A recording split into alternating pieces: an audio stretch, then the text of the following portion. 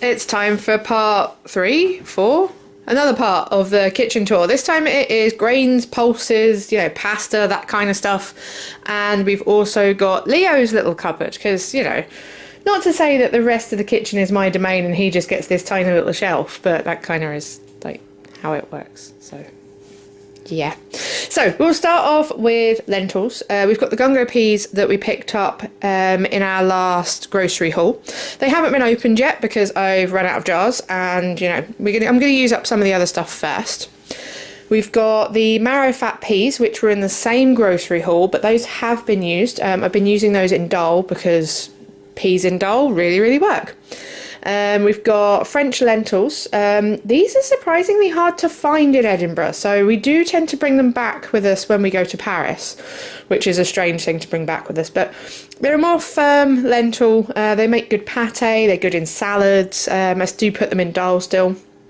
These are apparently green lentils, but the Himalaya Cafe posted a video of how to tell the difference between dal, and it looks like those are actually horse peas. So it's a very informative video, so you should go check that out.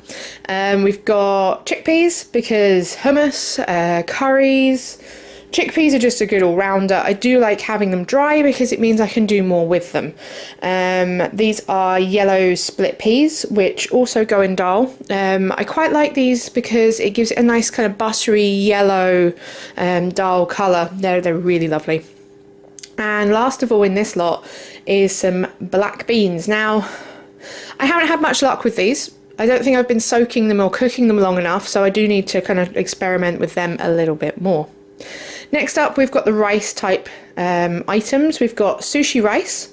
Now these ones in the jars are more kind of like specialty rices. Normally I have like a big bag, like we're talking 5 kilogram bag of basmati rice, which is kind of like everyday rice. But we do have these kind of specialty ones. So sushi for obviously sushi. This is Thai sticky rice, which is Leo's favourite type of rice. However, it is a massive pain in the ass to cook, which is why we've got so much of it, because I avoid cooking it. You've got to soak it and then steam it. And while it is lovely, especially with mango sticky rice, it's lovely, but it's just a pain in the ass. This is pearl barley, which again is from our last grocery haul. It's quite nice in salads. It's quite nice as an alternative to rice. You can use it in risotto. It's got a bit more flavour to it, so that's one of my favourites. We've got these rice flakes that I picked up from the Asian supermarket ages ago because I have this bad habit of going, oh, that looks interesting, I'll just buy it and then figure out what to do with it later. And it's been sitting in the cupboard ever since. However, I'm thinking hot pot, soups, or maybe even using it instead of the rice sticks for tteokbokki. So we'll see what happens with that. Spring roll wrappers, they're a good all-rounder. You can throw most things in them. So we always do tend to have those in the cupboard because they get used quite a lot. Now we're moving on to pasta. So we've got lasagna sheets because, everyone has lasagna sheets in the cupboard. I saw a lasagna recipe the other day and now I really want lasagna. So that might have to be dinner. We will see. We've got cannelloni. Now I bought these ages ago to do some pumpkin videos. And the problem is we've got 4 left, which is like a 1-person portion. And I don't want to have to buy another box just because there's 2 of us. So that's why it's sat there unused, because it's not quite enough for 2 people. Spelt rigatini. This is from our M&S food haul. Most of the other stuff has gone from that. That's all been eaten, but we haven't opened those yet. So I'm holding off on buying another big bag of pasta so we can use that instead. Good old spaghetti. For some reason, it's my favourite shape of pasta. I love spaghetti, so spaghetti. I've also found this as well. Wafer paper. Now we got this when Leo was making nougat, so this is back before we were vegan when we used eggs, and it's sat in the cupboard ever since. So that's going to go in Leo's little cupboard so we can figure out what to do with that.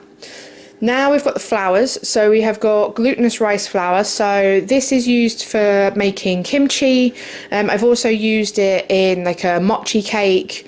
It's just a kind of gluten-free cake, or gluten-free flour rather. Wheat gluten, which you use to make your seitan. We've only got a little bit of that left, so we'll probably buy more so we can make like a proper amount of seitan.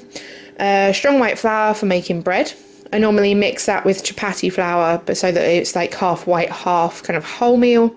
and good old gram flour, which you can use for like a multitude of vegan things. That's a really good all-rounder flour that I recommend everyone having. So, this is my cupboard. Ooh. Which is basically a pastry cupboard, for want of a better description. Because we have 00 flour, which I use for Cuigamon. There's also some grapeseed oil, unopened, and almond extract, unopened. And these were both bought after I got the VG Patisserie book, because I was going to make an opera cake, and that's kind of not happened, so I really need to do that at some point. So that's what they're for. There's ground almonds, which, if memory serves, I think I use in the flan case. Also bought for opera cake. We also have what can best be described as a collection of Cuigamon salt sugar experiments. Obviously two, because there's two different types. So I guess the next time I make Cuigamon, I'm going for hybrid sugar salt. And there's icing sugar, which I think I got for opera cake. I honestly can't remember, and it sat there unopened. Oops. So yeah, clearly all signs point to me making an opera cake. There you go.